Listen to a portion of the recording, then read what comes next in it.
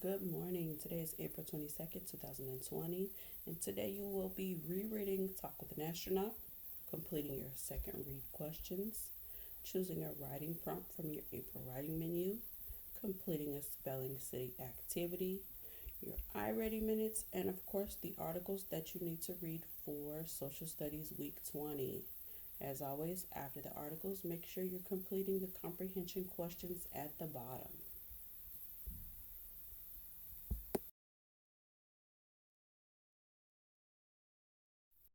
Remember, this week's reading is Talk with an Astronaut and Expository Text. Question of the week is, what is life like for an astronaut?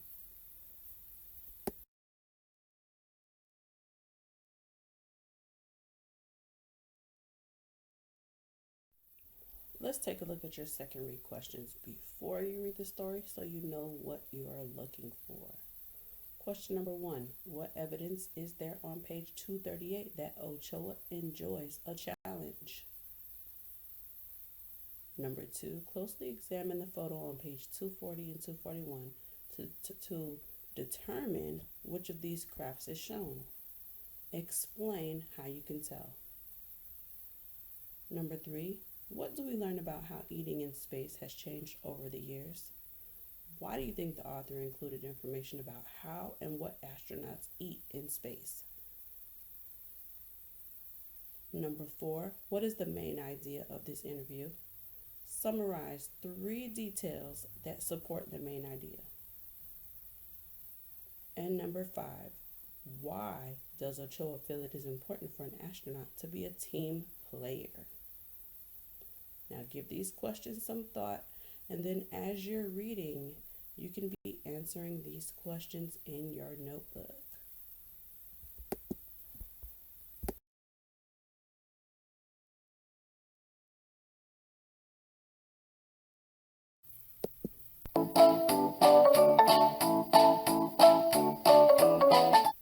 Talk with an astronaut. Question of the week. What is life like for an astronaut? Genre. An expository text can tell about real people and events.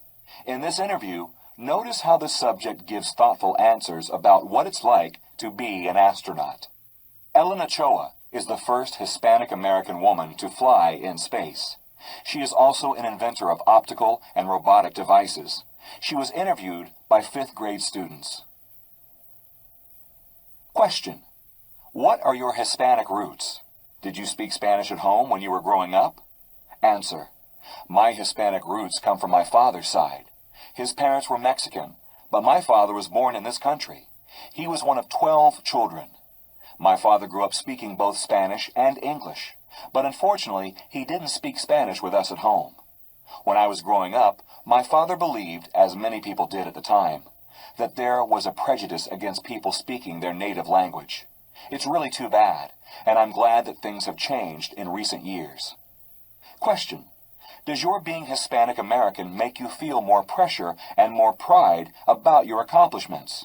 Do you have that in mind when you think of how well you've done in life? Answer. I don't believe that being Hispanic American puts any additional pressure on me. I seem to put enough pressure on myself as it is. As for my accomplishments, being an astronaut has given me the opportunity to speak to children all over, including children with the same background as myself. I think that it's important for children to have a role model to see what they can grow up to be. It's important they know that if they work hard, they can be and accomplish whatever they want. I am proud to be an example of that. Question. Who do you think was the most influential person in your life? Answer. My mother influenced me the most. When I was a year old, she started college. She had to raise 5 children primarily on her own, and so she couldn't take more than one class each semester. She didn't graduate until 22 years later, but she did finish. Her primary focus was the enjoyment of learning. That's what I got from her example. Question. What were you interested in when you were in 5th grade? Answer. When I was in the 5th grade, I think I wanted to be president. I got over that by the time I was in the 6th grade. I didn't think that I would be an astronaut, but you never know how your interests will change. That's why it's important never to shut down your options. In college, I changed my major 5 times. I started college interested in music and business and graduated with a degree in physics. I didn't actually pursue becoming an astronaut until graduate school, when I learned about the kinds of skills NASA was looking for in potential astronauts. Question: why did you want to go into space? Answer: I can't imagine not wanting to go into space, but I never considered being an astronaut as an option because when I was growing up, there were no female astronauts. It wasn't until the first 6 female astronauts were selected in 1978 that women could even think of it as a possible career path. Question: what is it like to operate a robot arm in space? Answer: I have worked the robot arm on all 3 of my space missions, and I really love it. It's challenging to do, but lots of fun. On my last mission to the space station, I worked with the help of cameras and monitors because we were docked in a way that prevented me from seeing the robot arm. This made things more difficult, but then again, everything I've done on actual missions in space has always been easier than when I first tried it during training. Question: what is NASA training like? Answer: everything is always harder to do in training. In training, we prepare for anything that could happen on a space mission, anything that could go wrong. In training, things keep breaking. Problems have to be solved. Nothing has ever gone wrong on any of my missions, and our training helps us make sure that nothing will. Each mission has its own specific purpose. For my last mission, we trained for 9 months before the actual flight. I started my formal NASA training in 1990. During that period, I spent about half of the time in training. The other half I spent performing other duties. I was in training for 3 years before my first mission, which isn't that long of a wait. Some astronauts have waited 10, even 16 years before they finally go into space.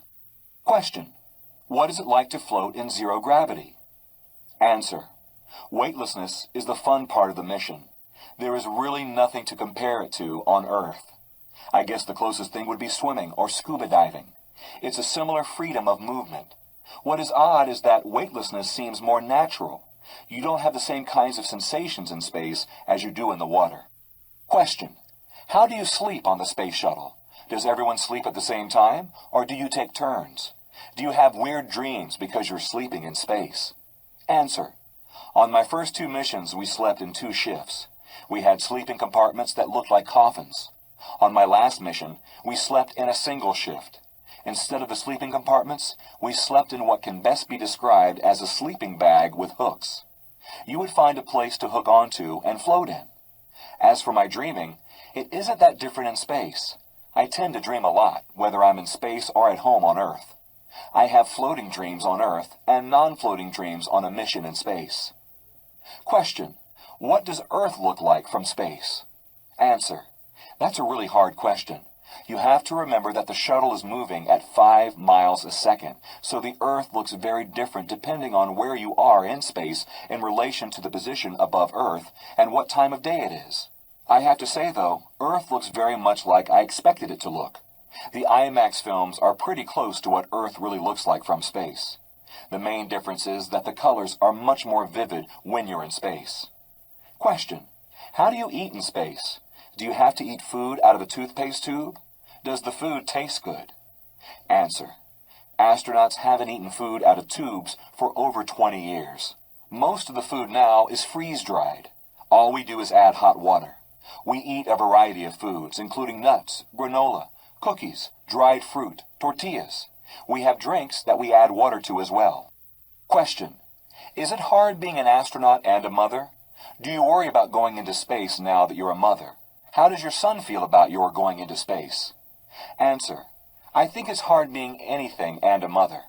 Both are full-time jobs, and you have to work very hard at both to do a good job. Personally, I find both jobs wonderful. It is hard to be separated from my husband and son when I go on a mission, and I miss them a great deal.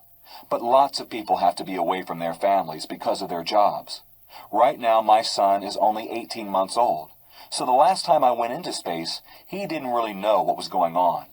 I think it will be much harder the next time, since he will understand more. Question: can you talk to your family from space? Answer: Yes, thanks to email. When I am in space, my husband and I are able to communicate every day, which is very nice. And on missions lasting more than 10 days, we are allowed to visit with each other by having a video conference from space. Question: what is the scariest thing that ever happened to you in space? Answer: there's never really been anything for me to be scared of because nothing has ever gone wrong on any of my missions. For me, going into space is very exciting, not scary. The riskiest part of the flight is the launch because it's the phase of the flight when things are most likely to go wrong. But like I said, there have never been problems on my missions, and besides, we are trained to handle any problems that might come along. Question: do you think communication with extraterrestrials is possible? Do you think there are other life forms out there? Answer: I'm not really sure if communication is possible right now with the technology we have today. Given the number of stars that have been discovered in the last couple of years, it isn't inconceivable that life exists on other planets. Though it is important to differentiate between life that is single-celled and life forms that are intelligent and capable of communication. Question: I love math and I want to become an astronaut. What can I start to do to prepare myself? Answer: it's good that you love math, because in order to be an astronaut, a college degree in math or a technical science is very important to have.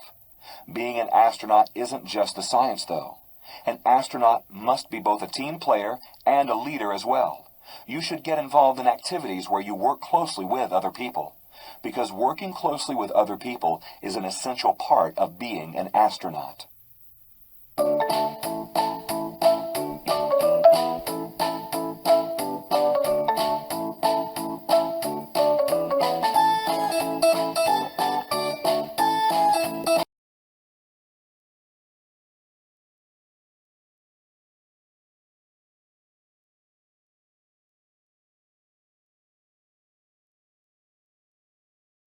You have made it halfway through the week. So today when you finish with your work, do something wacky to make it a wacky Wednesday.